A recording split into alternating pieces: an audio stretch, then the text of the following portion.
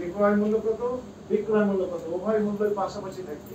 আমাদের মেসেজ স্পষ্ট, কি দামে এই পণ্যগুলো ক্রয় করলেন বা ব্যাপারী ক্রয় করে আপনাকে বিক্রি করার জন্য দিলেন, দয়া করে এই পণ্যগুলো ক্রয়ের ক্যাশ মেমো অবশ্যই আপনার কাছে থাকতে হবে।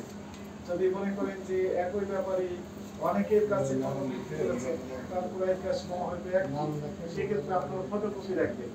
ফটোকপি রাখলে কি হবে, তদারকি টিম, বিভিন্ন টিম মনিটরিং করে আপনাদের কাছে কম, যে টিম আসবে এই ক্রয়ের ক্যাশ মেমো দেখতে চাইবে, আপনি দেখাবেন যে দেখেন আমি ক্রয় করছি, আপনি দেখাবেন আপনার ব্যাপারীর মাল আমি বিক্রি করছি, আপনি কি জন্য বলেন কমিশন এজেন্ট, ব্যাপারী কত দামে কিনেছেন, এই যে ব্যাপারী কাগজ এইটা, ব্যাপারী এত দামে কিনেছে, আপনি কত দামে বিক্রি করছেন, দয়া করে একদম প্রকাশ্যে সমাজের দৃশ্যমান স্থানে বড় করে মূল্য তালিকা দিয়ে দিবেন।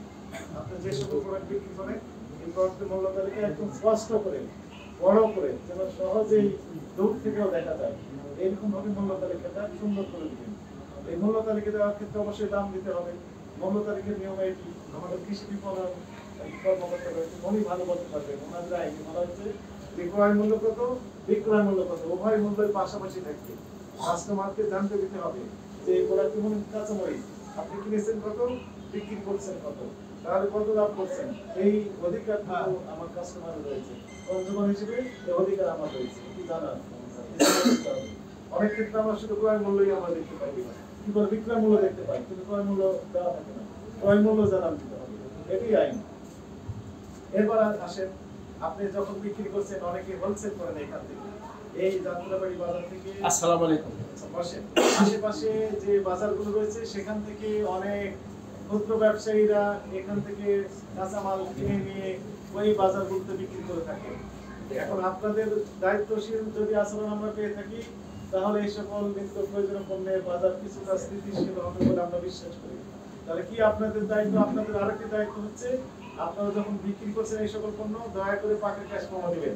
পাকা ক্যাশ মেমোর বৈশিষ্ট্য হচ্ছে যার কাছে বিক্রি করলে তার নাম ঠিকানা থাকবে এবং কন্ট্যাক্ট নাম্বারও এখন দিতে হবে, এবং কি রেটে দিলেন, কি পণ্য দিলেন স্পষ্ট করে লিখে দিতে হবে। তাহলে কি হবে, আমরা যেন ট্রেস করতে পারি, আপনার কাছে এসে যেমন ট্রেস করব, আমরা ওই বাজারে যখন তদারকি করতে যাব তখন বলবো যে আপনি কি রেটে আলু বিক্রি করছেন, কি রেটে পেঁয়াজ বিক্রি করছেন, কি রেটে কাঁচা মরিচগুলো বিক্রি করছেন, অন্যান্য পণ্য বিক্রি করছেন। আমরা দেখতে পাবো যে তার রেটটা ঠিক আছে, রিজনেবল কিনা, যৌক্তিক মূল্যে উনি বিক্রি করছেন না অযৌক্তিক ভাবে দাম বাড়িয়ে দিয়েছে। আমরা কিভাবে বুঝবো, তার ক্রয়ের ক্যাশ মেমো আমরা আবার চেক করে দেখবো। ক্রয়ের ক্যাশ মেমো যদি আপনি না দেন তাহলে তো আমরা তো এটা চেক করে দেখতে পারবো না। উনি শুধু মৌখিক ভাবে বলবেন যে বেশি দাম কিনেছি, তো মৌখিক কথা তো বেশি যোগ্য হবে না, উনি চাইবেন অতিরিক্ত লাভ করার জন্য। আমাদের কাজ তো এইটা একটু টেনে ধরা, তাই না, লাগামটা একটু টেনে ধরা, যেন জনগণ একটু সুফল পায়। তো জনগণ যেন সুফল পায়, এই জন্য আপনাদের দায়িত্বশীল আচরণ আমরা প্রত্যাশা করবো, আপনাদের দায়িত্বশীল ভূমিকা আমরা পালন করব ইনশাআল্লাহ।